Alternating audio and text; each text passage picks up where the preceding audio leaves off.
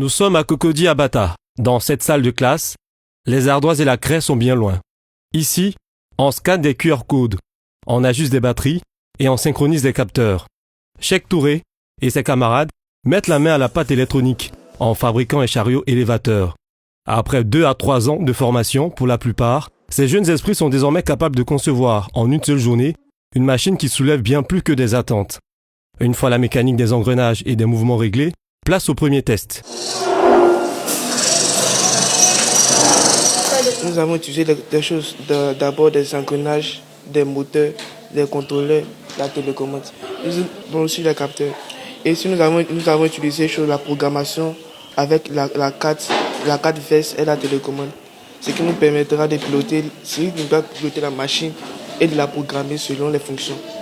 Un peu plus loin, dans un autre atelier, Sékou Koné, 15 ans, suit les cours de robotique depuis 1 an. Passionné de mécanique et de robots, depuis son plus jeune âge, il a trouvé dans cette école spécialisée le terrain idéal pour nourrir son talent. Aujourd'hui, il met au point un robot chariot capable de simplifier le quotidien des populations. Parce que ça pourrait faciliter la tâche à toutes ces personnes qui rentrent dans les supermarchés faire des achats.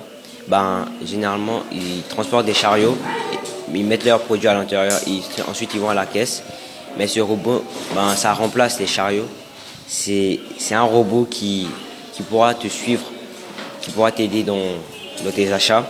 Tu n'auras pas besoin de pousser de chariot. Justement, il va te suivre comme si c'était un animal de compagnie. Et tu pourras mettre tes produits à l'intérieur.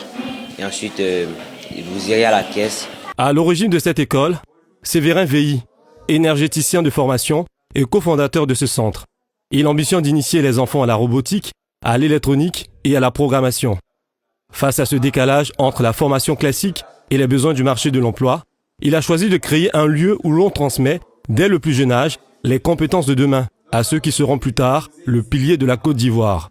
Ici, on ne se contente pas d'apprendre, on programme l'avenir. Ils vont partir d'une idée, assembler des robots, développer des projets à fort impact réel. La finalité, c'est de leur préparer à un avenir professionnel, faire en sorte qu'ils puissent parler le même langage technique, au même titre que les jeunes Chinois, au même titre que les jeunes Américains. C'est comme ça que l'Afrique pourra se développer. Les projets conçus par ces jeunes talents ne restent pas dans l'ombre des ateliers. Ils sont régulièrement présentés lors de compétitions nationales et internationales.